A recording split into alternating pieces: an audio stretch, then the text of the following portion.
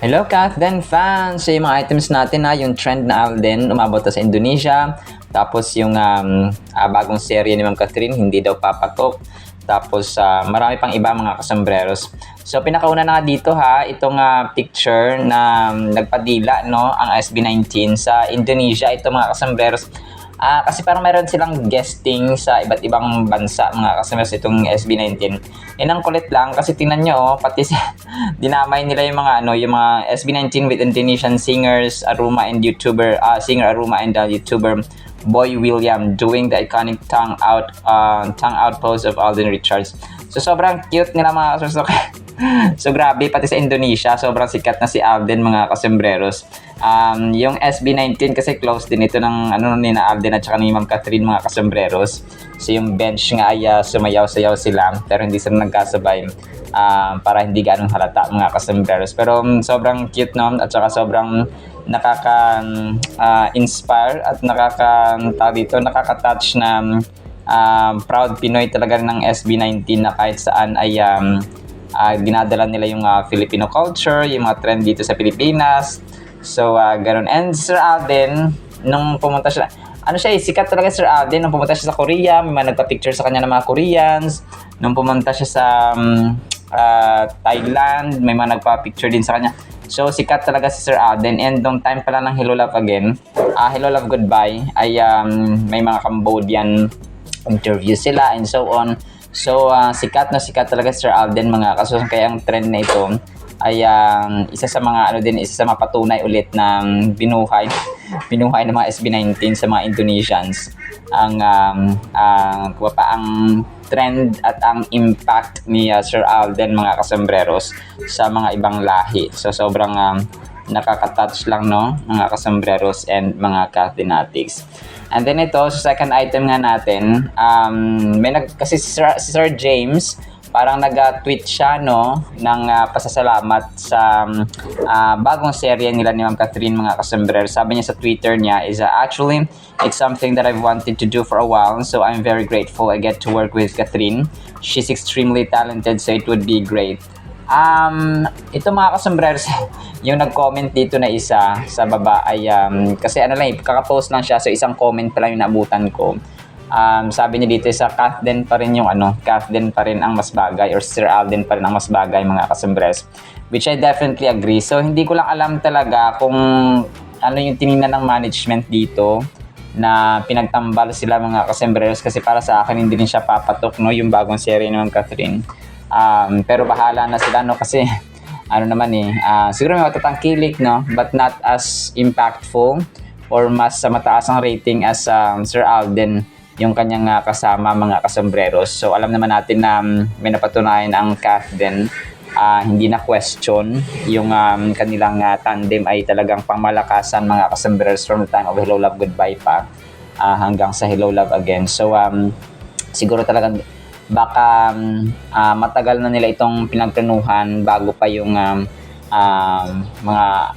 siyempre nakita nila yung impact ng Kathden, pero dahil na rin sila sa kontrata sa mga terms and agreements ay hindi nila muna pinagtatambal ngayon ang Kathden, pero we definitely know and believe na soon ay magtatambal ulit sila mga kasembreros. Inaayos lang ang mga papers at ang mga bagay-bagay mga kasembreros. So, Kathden pa rin ang sakalam, And then ito, so next item natin mga kasembreros, si Mami Min, baka nasa bench, si Ma'am Catherine. Kasi nag-post siya dito ng si Mami Min nag-post ng Bench Fashion Show Philippines. Pero, hindi ko alam kung kasi nung nakarang araw nagparamdam din ang bench, nag-post kay Sir Alden. Pero parang walang Filipino fashion models dito mga kasembreros, puro ibang lahi. Hindi ko alam po, nanood lang si Mami Min, kasi si Mami Min hindi na mag-post kapag parang hindi gaanong related sa kay Ma'am Catherine and so on. So pero ito pinost niya, hindi ko alam kung may connection or may gagawin si Ma'am Catherine or may bagong ganap ang bench mga kasembreros mismo na kasama si Ma'am Catherine, pero yan po iaabangan natin mga kasembreros. So si Mami Min kasi parang bihira mag-post ng mga talagang hindi gaano sa related sa trabaho ni Ma'am Kath or very close sa kanya. And then ito, kahapon may isang palang picture, yung kaya Sir Alden meeting with ang mga boss ng McDo, mga kasembreros. So ang grabe yung mga kasama ni Sir Alden, mga kasembreros. This was posted by Sir Lino Cayetano mismo sa kanyang Instagram account. Tapos ay nakatag dito yung mga bosses, no? Si Ma'am Margot Torres, si Chun Chi Mao 888. So parang Chinese ito, mga customers, no? Ito yata yung pinaka-boss nila, mga customers. And then si Carlo Tam sexy Carlo Tam yata ito, mga kasembreros, no?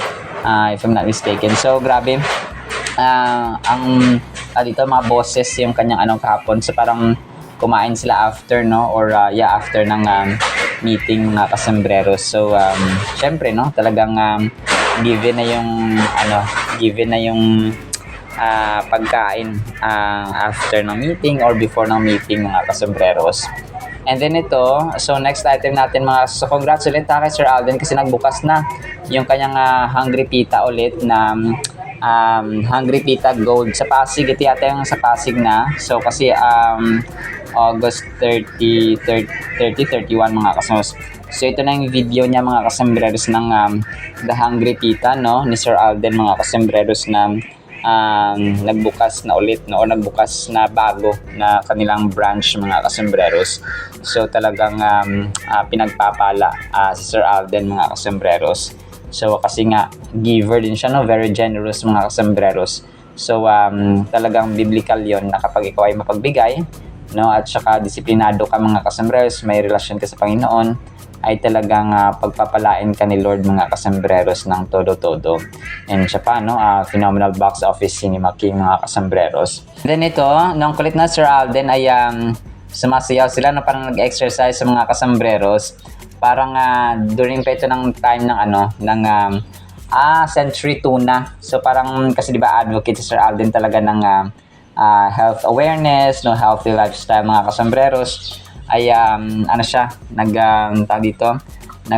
nag-exercise sila, tapos tumigil din, mga kasembreros. So parang time pa ito ng kasama sila Team Yap, and then yung ibang yung mga artista ito, parang hindi ko kilala, mga kasembreros. Pero siya, Saving Seas. So part ng Century Tuna ito, mga kasembreros. Pero alam ko matagal na 'to, no? Parang gumagawa sila ng commercial pala dito, mga kasembreros. So sabi dito, protect our planet, save our seas, mga kasembreros. So parang commercial pala itong ginagawa nila, mga kasembreros, no? So ang cute lang ni Sir Alden. So dati pa pala. So kasi dati Century Tuna, rin siya, model. Tapos ngayon si Ma'am Catherine, si Ma'am Marian. So parang pinagpatuloy, no, ni Ma'am Catherine, mga kasembreros, yung legacy. So pero hindi ko alam, parang hindi na siya ngayon active na ambassador ng Century Tuna, mga kasembreros. And then ito, so sasali ko na lang tong kay grabe, si Ma'am Riza, na kapatid ni Sir Alden, ay hindi pa rin matahimik, no. Nag-post ulit siya ng about sa issue ng corruption. Sabi niya, parang pinost niya yung isang video ng isang vlogger na sinasabi na bakit ayaw niyong maghanap ng disenteng trabaho, yung paging masipag, tapos para mamuhay kayo ng komportableng buhay, sabing ganun dito, mga kasembreros. And yun, after nung video na yun, ay yung mga nagkuha pa yung talagang mahirap, yung talagang trabaho sa pinakamababang uri ng society, pinakamababang class, mga kasembreros. Pero mahalaga, no, yung mga taong nagtatrabaho sa yung mga grab drivers, yung mga apektado ng baha, and so on, yung mga bata na nagtatrabaho. And so, basta sobrang touching nito, mga kasembreros. Napaiyak ako dito sa kanyang video, mga kasembreros, na sobrang nakakaawa, no, na sobrang ma-overwhelm ka sa kahirapan at sa hirap na dinadanas ng mga tao. Tapos yung iba ay nagpapakasasa, mga kasembreros, no, sa yaman at sa kapirahan na hindi sa kanila. So meron dito yung mga farmers, yung mga batang nagtatrabaho sa balutan, yung basta nakakaiyak at nakakaantig ng puso, mga kasembreros. So sila yung mga Grab drivers na kahit umuulan, kahit gabi na ay nagtatrabaho pa rin. So basta mahirap, no, nagpapakahirap para mag-earn ng pera, mga kasembreros. And then ito, so last item natin, mga kasembreros, ang cute ng ginawa ng isang Kathleen admin dito, no. Animated siya ng picture ni Ma'am Kathleen at Sir Alden. Tapos yung transition, ayan, nasa motor silang dalawa, no. Naka-black siya. Yung mukha ni Sir Alden dito para siyang si Hero Angeles. Yung ano dati, no, parang sa ano yan, PBB, Star Circle Quest. So para siyang hawig ni Hero Angeles, mga kasembreros. Tapos yung Kathleen ay medyo naiba lang ng konti yung kanilang mukha, no. Alright, so natin sa ating Kathleen items, ha. Sana pa ipakinggan po natin ang Word of God. Today is September 3, 2025. Wednesday na po. Sana pa ipakinggan po natin ang Word of God. Para po sa ating Word of God ay sobrang ganda po nito, mga kasembreros, ha. Sana po ipakinggan natin. Ang title, Malakas ang Maalam. Proverbs 24:5. A wise man is strong, yes. A man of knowledge increases strength. Napakaganda nito, mga kasembreros. Literal ngayon nangyayari. Ang iniisip ko ito na bayanihan, yung pag-expose ng kumapa ng public ng kahit na mga ultimong mga tao, kasi nagiging aware sila, no, sa nangyayari sa ating bansa, sa ating government, in particular, mga kasembreros. So kasi parang nasa generation na tayo na parang halos lahat gusto mag-vlog kasi dito hindi lang yon siya sa passion nila or parang hilig nila, mga kasembreros, pero isa yun sa talagang ginagawa nila dahil hilig nila magpatawa, hilig nila yung politics, hilig nila yung artista, hilig nila yung gantong uri ng activity, pagbabike for example. O na yung hilig nila, no? Share na mga inspirational talk or motivational speeches, yung kanilang strength sa math or teacher ka ba. So kung anong passion or field of endeavor mo, ganun siya, mga kasus. Pero ito, a wise man is strong. So nakita ko dito yung strength ng tao kapag kapag tulong-tulong sila in disseminating information, yung kinakalat yung mga gantong information. So kagaya na nga dito, no, sa pag-expose ng mga corrupt officials, mga kasembreros, na kahit na mga tao ay nakita natin yung bunga, no, kahit paano ay umuusad yung yung mga paglilitis sa Senado and so on, mga kasembreros. So dito ko siya maihahambing din sa isang tao, no, kahit ang isang tao hindi man literal na highest honor sa eskwelahan or sa academics for example, hindi man siya ganong intelligent, pero meron siyang kaalaman. Okay, kung kaya malakas ang maalam, mga kasembreros. So imagine mo kung isang buong compound or isang barangay kayo ay alam, no, kung ano yung nangyayari sa paligid. Kasi dati, di ba, sa television lang talaga tayo sa television lang tayo umaasa na kapag walang TV, no, walang balita, no, walang radyo for example. So iba talaga yung pag-share ng bawat isa, mga kasembreros, na tulong-tulong ba. So dito natin nakita na meron ng boses, no, merong lakas, mga kasembreros, hindi man physically, pero nandun yung bayanihan, mga kasembreros. So a wise man, so ibig sabihin kasi ng wise man ay maalam, no, at saka matalino, mga kasembreros. Pero yung Proverbs lang na ito ay hindi lamang ito sa literal at reality ng buhay. It's also the wisdom from God, mga kasembreros. So ang wisdom kasi ay ang malalim at ang mataas na level, mga kasembreros, ng knowledge. So kung may wisdom, hindi natin maikakaila at hindi natin maaalis na meron talagang knowledge, no, merong intellect, mga kasembreros, kasi nga wisdom ay nagmumula sa langit, nagmumula sa Panginoon, mga kasembreros. So it is knowing what is good and evil, no, discerning, na-analyze natin, at saka na-segregate natin, mga kasembreros, ano yung mali, ano yung tama, tapos ginagawa natin yung tama over sa mali, mga kasembreros. So that's wisdom, mga kasembreros. So kapag tayo po ay may wisdom, ay alam natin ang mali at saka tama, pero pag ginawa pa natin ang mali, mga kasembreros, ay hindi po yun wisdom. Okay? Ang verse po na ito ay powerful reminder sa atin ng kahalagahan talaga ng knowledge and wisdom. So kagaya ng ginagawa, sinasabi ko minsan, na hindi naman po sa pagmamalaki, no, kung meron tayong pagmamalaki ang grasya ng Panginoon mga kasembreros at ang finished work niya sa cross ay tayo po ay nag-iisa na nagtatrabaho, pero sa awa ng Panginoon, may wisdom tayo, ay nakakapag-vlog tayo mga kasembreros, no? It emphasizes that these qualities are not just beneficial but they are actually powerful tools that can help us navigate through challenges or the challenges of lives. Make informed decisions. So yun nga mga kasembreros, no? Yung informed decisions, no, and ultimately achieve our goals. So think about it. Knowledge gives us the information we need to understand different situations. So kagaya na mention natin mga kasembreros, no, nagbibigay sa atin ng impormasyon para maunawaan yung mga bagay-bagay mga kasembreros, especially sa reality of life. So wisdom naman, on the other hand, guides us in using that information effectively. So yung application, no, yung wisdom mga kasembreros. So yung pinakaano ko talaga dito is meron tayong spiritual guide, no, yung Bible mga kasembreros na dapat at recommendable mga kasembreros na dapat natin pong binabasa. Possessing knowledge gives us a deeper understanding of our surroundings, enabling us to make informed choices and take calculated risks.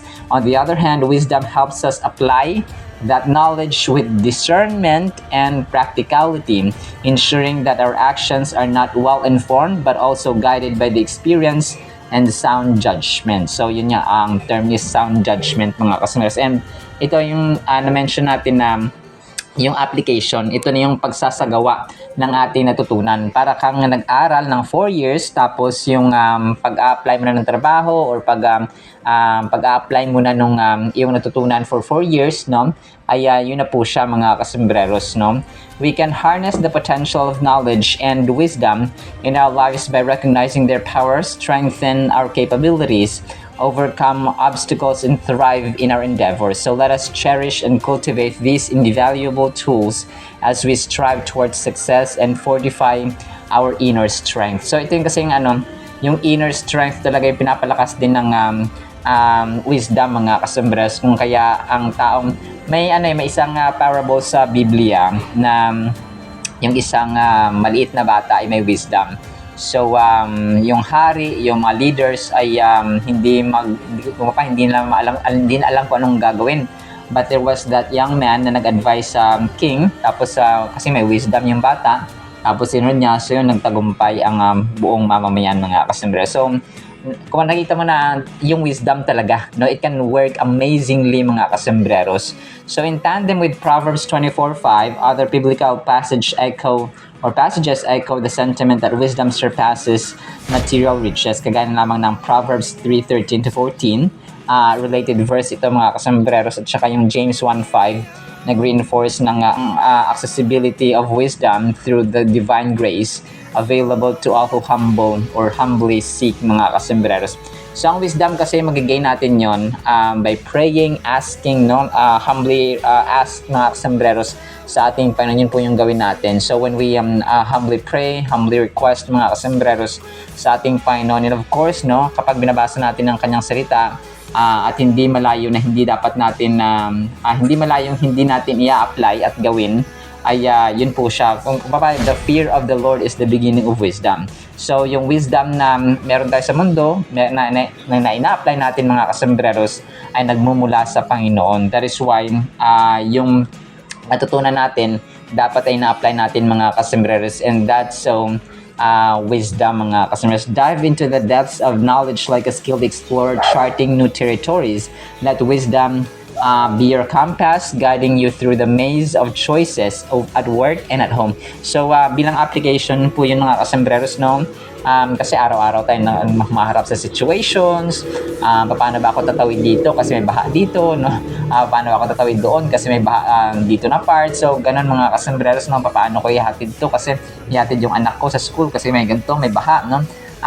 Paano ko may tatawid tong araw na to na nakakain kami 3 beses ng araw. So mga ganong decisions mga kases, and hindi natin minsan namamalayan yung wisdom na pala na nakakaraos tayo araw-araw, no, nakaka-survive tayo mga kasembreros, ay blessing na pala ng Panginoon iyon. So that is why every meal, no, every every sleep mga kasos, or before we go to sleep, before we eat, or getting up from bed mga kasembreros, ay dapat po tayo ay nagpapasalamat sa Panginoon because hindi natin alam na yung mga small blessings, small grace, small good deeds ng Panginoon natin sa atin mga kasembreros na dapat po natin pinapasalamatan. So kung hindi tayo nagpapasalamat, so baka hindi na siya magbigay mga kasembreros because kagaya ng isang tatay or nanay na nagbigay sa anak tapos hindi marunong pasalamat ay nawawalan ng gana. So kung kaya ugaliin natin yung appreciative na puso mga kasembreros. Alright, salamat po sa ating Word of God ha. Nawa po ipagpalaan po tayo ng pag-ibig, pananampalataya, pag-asa, and wisdom mga kasembreros na nagmumula sa ating Diyos at sa Kanyang salita. In Jesus' mighty name we pray. Amen and amen. See you next time. Nagpapasalamat pa. Alam po. I love you.